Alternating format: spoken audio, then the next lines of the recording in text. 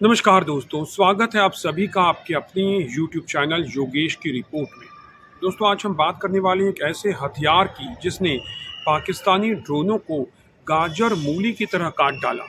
जी हाँ, भारत का D4 anti drone system. लेकिन रुकिए, कहानी कहानी में ट्विस्ट है।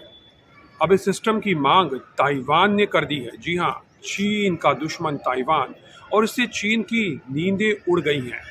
आखिर क्या है ये D4 सिस्टम और क्यों ताइवान इसे चाहता है? और क्या भारत इसे देकर चीन को खुली चुनौती देना चाहेगा? चलिए इस कहानी को शुरू से समझते हैं। अगर आपको देशभक्ति, टेक्नोलॉजी और डिप्लोमेटिक ड्रामा पसंद है तो इस वीडियो को लाइक, शेयर और सब्सक्राइब करना ना भूलें। और हाँ, बेल आइकॉन को ज़रूर दबाइएगा ताकि आपको नोटिफिकेशंस मिलते रहें। तो चलिए शुरू करते हैं ये कहानी। ड्रोन हमले। जी हाँ, पाकिस्तान ने किए थे भारत पर। आपको याद होगा बीते कुछ दिन पहले जब पाकिस्तान ने भारत पर ड्रोन हमले किए। ट्विस्ट था कहानी में, ऑपरेशन सिंदूर का जलवा पूरी दुनिया ने देखा। दोस्तों, बात शुरू होती है ऑपरेशन सिंदूर से। पाकिस्तान ने तुर्की और चीन से मिले 300 से 400 ड्रोनों के साथ भारत की सीमा पर हमला करने की कोशिश की। इनमें तुर्की का मशहूर बायकतार TB2 ड्रोन भी था, जो दुनिया में अपनी ताकत के लिए जाना जाता है। लेकिन भारत ने इन ड्रोनों को हवा में ही खत्म कर दिया। कैसे? हमारे D4 एंटी ड्रोन सिस्टम ने इन ड्रोनों को पलक झपकते ही नष्ट कर दिया। जी हाँ, D4 एंटी ड्रोन सिस्टम। दोस्तों, ये तस्वीरें पूरी दुनिया ने उस वक्त देखी थी और पूरी दुनिया इसे देखकर हैरान थी। भारत का ये सिस्टम इतना घातक था कि इसने पाकिस्तान के जो हमलावर ड्रोन थे उनको गाजर मूली की तरह काट दिया। जी हाँ, बुरी तरह पाकिस्तानी ड्रोन जो तुर्की के दिए गए थे ध्वस्त हो गए, और तुर्की की भी पूरी दुनिया में किरकिरी बनी। यानी भारत का जो सुपर पावर हथियार बन गया D4 सिस्टम। आखिर ये सिस्टम जो D4 सिस्टम है, ये है क्या? इसे भारत की DRDO और भारत इलेक्ट्रॉनिक्स लिमिटेड ने मिलकर बनाया है, और इसका जो पूरा नाम है वो डायरेक्ट, डिटर, डिस्ट्रॉय और डिफेंड है। जी हाँ, D4 ये चारों तरफ काम करता है। ये सिस्टम बखूबी चारों तरह से काम करता है। आसान भाषा में समझते हैं। डिटेक्ट क्या है? डिटेक्ट मतलब पता लगाना। इसके मल्टी फ्रिक्वेंसी रडार और सेंसर 3 किलोमीटर दूर से ही ड्रोन को पकड़ सकते हैं। चाहे दिन हो या रात, ये ड्रोन को ढूंढ निकालते हैं। इसके बाद डेटर करते हैं, यानी डरा देते हैं। सिग्नल जैमिंग और GPS स्पूफिंग से ड्रोन को रास्ते से भटका देते हैं। ड्रोन सोचता है कि अरे मैं कहाँ जा रहा हूँ, वो कंफ्यूज हो जाता है और रास्ता भटक जाता है। इसके बाद अगला काम करते हैं डिस्ट्रॉय, नष्ट कर देते हैं। लेज़र और RF जैमर से ड्रोन को हवा में ही उड़ा देता है। जी हाँ, बूम।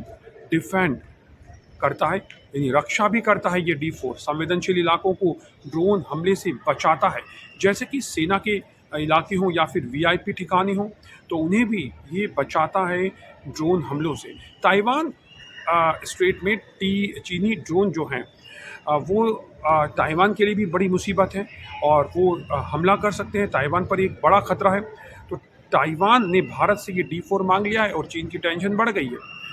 कहानी में आता है असली ड्रामा। ताइवान ने भारत से औपचारिक रूप से D4 सिस्टम मांगा है दोस्तों, बिल्कुल औपचारिक रूप से, ऑफिशियली।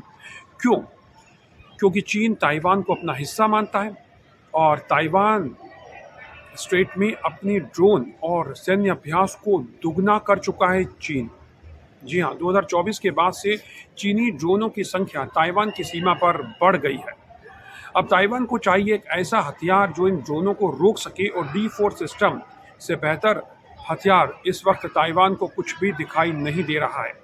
लेकिन दोस्तों, इतना आसान नहीं है चीन से मुकाबला करना, चीन से लड़ना, क्योंकि चीन नहीं चाहता है कि कोई भी देश ताइवान की मदद करे। अगर भारत ताइवान को D4 देता है तो ये चीन की वन चाइना पॉलिसी को सीधी चुनौती होगी। जी हाँ, चीन ने वन चाइना पॉलिसी बनाई हुई है और ताइवान को अपना हिस्सा मानता है। गुस्सैल है रिएक्शन, डिप्लोमेटिक है चीन, और चीन पहले भी भारत के वियतनाम, फिलीपींस और इंडोनेशिया को हथियार देने पर भड़क चुका है। अब ताइवान को हथियार देने पर चीन की जो बौखलाहट है वो 7वें आसमान पर पहुंच जाएगी। हालांकि चीन ने बैकडोर से, पिछले दरवाजे से पाकिस्तान को सपोर्ट किया था और वो पाकिस्तान को खुलकर सपोर्ट भी करता है।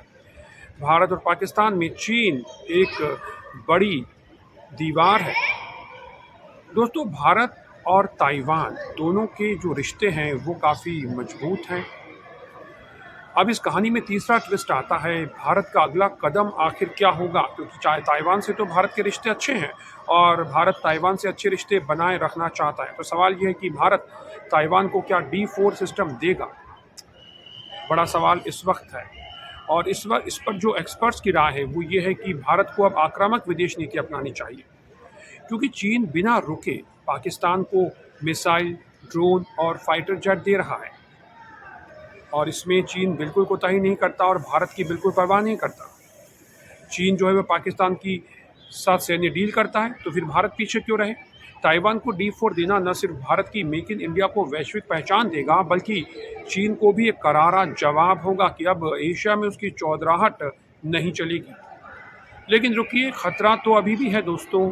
अगर भारत ऐसा करता है तो चीन डिप्लोमेटिक और सैन्य दबाव भी तो बढ़ा सकता है।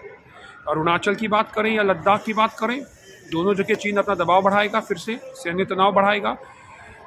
अरुणाचल में LAC पर और लद्दाख में LAC पे बीते दिनों क्या हुआ, सोशल मीडिया पर लोगों की चिंता है इस बात को लेकर, और वो हालांकि ये भी कहते हैं कि भारत को डरने की ज़रूरत नहीं है। D4 सिस्टम दुनिया में नंबर 1 सिस्टम बन सकता है और भारत का काफ़ी नाम होगा, तो ताइवान को ये देना चाहिए, बजाय इसकी परवाह किए कि LAC पर चीन क्या दबाव क्रिएट करता है। दोस्तों, सवाल ये है कि ये डील जो ताइवान से भारत की संभावित डील है, ये हो सकती है तो ये इतनी महत्वपूर्ण क्यों है, क्योंकि ये सिर्फ एक हथियार की डील नहीं है, ये भारत की ताकत, उसकी टेक्नोलॉजी और उसकी विदेश नीति का भी सवाल है।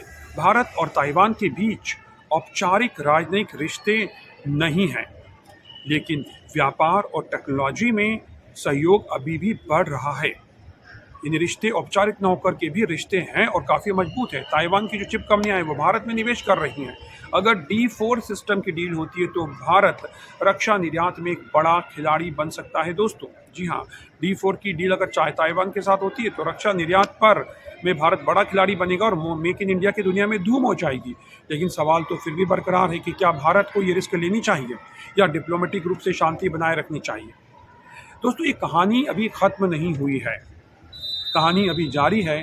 ताइवान ने D4 मांग लिए हैं और भारत इस पर विचार कर रहा है कि वो चीन से पंगा लेकर ताइवान को D4 देगा या फिर नहीं देगा। मामला गंभीर है दोस्तों, इस पर आप क्या सोचते हैं? क्या भारत को ताइवान को D4 सिस्टम देना चाहिए? नीचे कमेंट करके बताएं। अगर आपको ये पसंद आया हो हमारा वीडियो तो आप इस वीडियो को लाइक करें। इस वीडियो का टारगेट है 10,000 लाइक और 1,000 कमेंट। तो दोस्तों, ज़्यादा से ज़्यादा लाइक और कमेंट कीजिए और अपने दोस्तों के साथ इसे शेयर कीजिए और चैनल को सब्सक्राइब करना बिल्कुल न भूलें। फ़िलहाल इस वीडियो में इतना ही, मुझे दीजिए इजाज़त, नमस्कार।